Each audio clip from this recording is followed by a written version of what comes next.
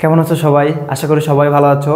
আজকে আমরা লেখা আছে, দেখো টপিকের নাম কি, মাত্রাহীন, মাত্রাযুক্ত এবং অর্ধমাত্রা। আজকে আমরা সহজ একটা টেকনিকের মাধ্যমে এই বাংলা বর্ণমালার মাত্রাহীন বর্ণ, অর্ধমাত্রা বর্ণ এবং অর্ধমাত্রাযুক্ত বর্ণের সংখ্যা কতটি এটা মনে রাখবো, ঠিক আছে?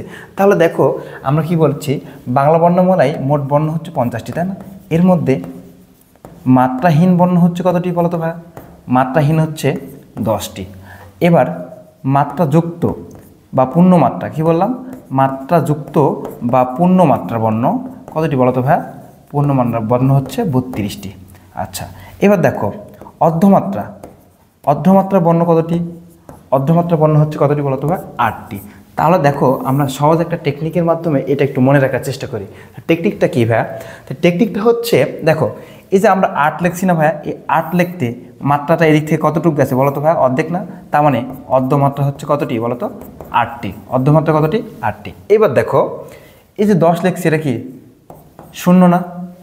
এটা কি শূন্য না? তাহলে এই শূন্য হচ্ছে, তাহলে মাত্রা শূন্য মানে কি? নাই। তার মানে কি? মাত্রাহীন, তার মানে মাত্রা নাই। তাহলে মাত্রা নাই কতটা? 10টা। তাহলে 10 আর 8 কত হয় বলো তো ভাইয়া? 18 না? তাহলে বাকি থাকে কত? এই যে 32টি। এই 32টি হলো কি? মাত্রাযুক্ত বর্ণ। এত সহজ, ইজি একটা টেকনিক। একটা টেকনিক দ্বারা তুমি এটা মনে রাখতে পারবে। আশা করি ভিডিওটি তোমাদের উপকারে আসবে।